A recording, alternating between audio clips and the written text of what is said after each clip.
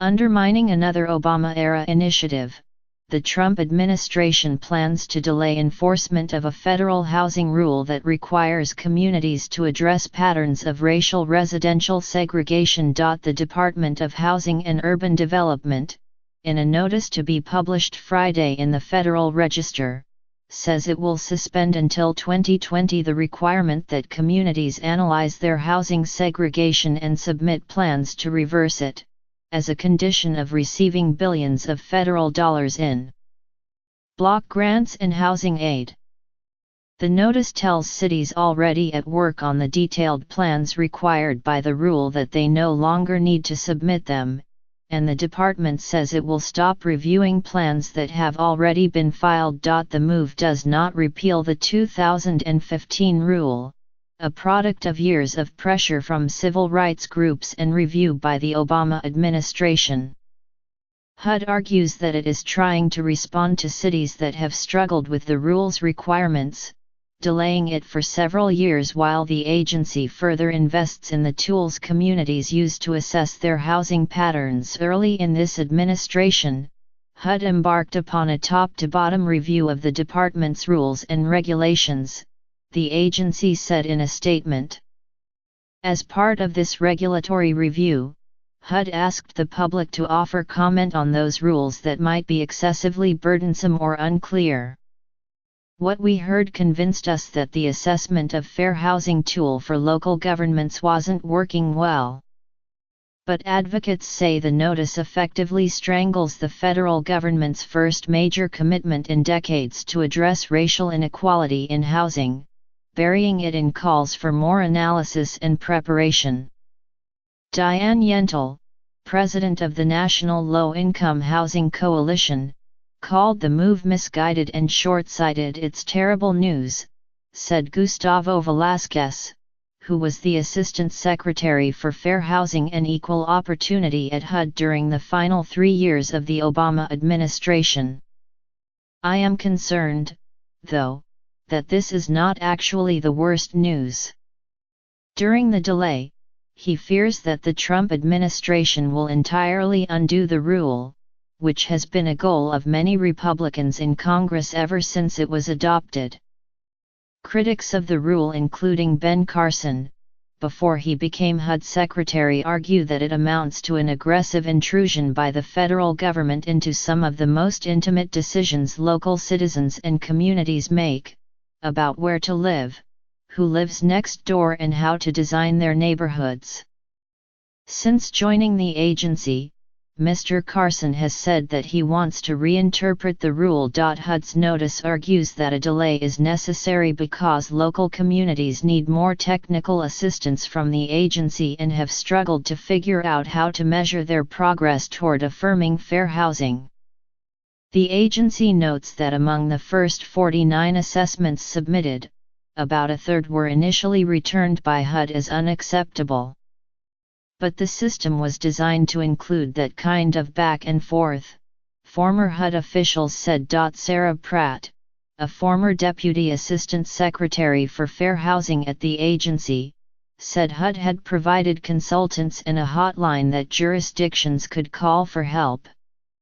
Many of the communities that fell short on their assessments had simply failed to follow HUD's roadmap, said Ms. Pratt, who left the department in November 2015 and now works as a civil rights lawyer in private practice. It's like having a teacher in a classroom saying, "Too many people aren't passing the test, so I'm just going to change the test," she said. What worries her most, she said, is that HUD will allow cities to revert to prior standards for assessing fair housing.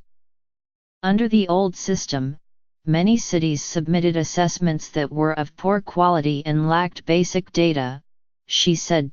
Ben Metcalf, director of the California Department of Housing and Community Development, said the 2015 rule had spurred local and state governments to understand their housing patterns and make smarter policy decisions around them. Some cities, like Philadelphia, have already finished their assessments.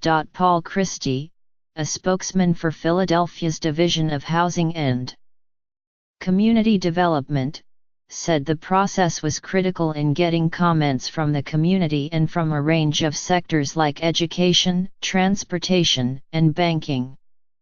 One important thing they learned was that residents did not want to move from their distressed neighborhoods, but wanted to see them improved, he said. That led to programs to expand pre-K and to improve libraries, parks, and recreation centers, he said. New York City is scheduled to begin the community outreach for its review this year. We're confident in the approach New York City is taking, Leila Bozorg, the Deputy Commissioner of Neighborhood Strategies for the city's Department of Housing Preservation and Development, said in a statement. This will include working closely with a diverse group of experts, practitioners, and advocates and hearing directly from New Yorkers about their housing needs and how where they live impacts their life. The Obama rule was devised to address unfinished business of the 1968 Fair Housing Act, which forbids discrimination in the housing market based on race, color, religion, sex, and national origin. The original language of the law also required communities to affirmatively further fair housing to, in effect, promote desegregation in addition to prohibiting discrimination. The federal government never fully enforced that element of the law, however. And 50 years after the Fair Housing Act was passed, many communities have made little progress toward desegregation, while some programs funded with federal support have had the effect of reinforcing segregation. The 2015 rule, the Affirmatively Furthering Fair Housing Rule, required communities to analyze policies that contribute to segregation. These might include locating low-income housing projects only in Black neighborhoods, or barring multifamily housing from neighborhoods with good schools. The rule broadly required analysis of housing opportunities available not just to minorities, but also to the disabled, the poor and other disadvantaged groups. The new HUD notice reiterates that local communities still have a legal obligation to further fair housing, and to pledge that they're doing so. But a reversion to the policies in place before the 2015 rule makes critics fear that the government will go back to a time when it turned a blind eye to segregation, giving taxpayer dollars to communities actively thwarting a central goal of the Fair Housing Act. It says segregate as usual, said Myron Orfield, a law professor at the University of Minnesota.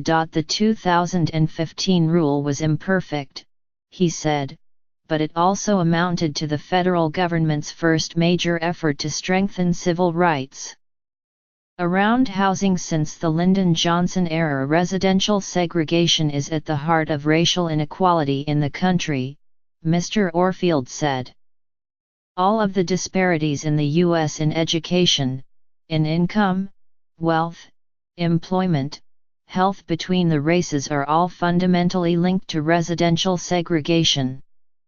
There's no real way to deal with disparities between Black and white people without dealing with this.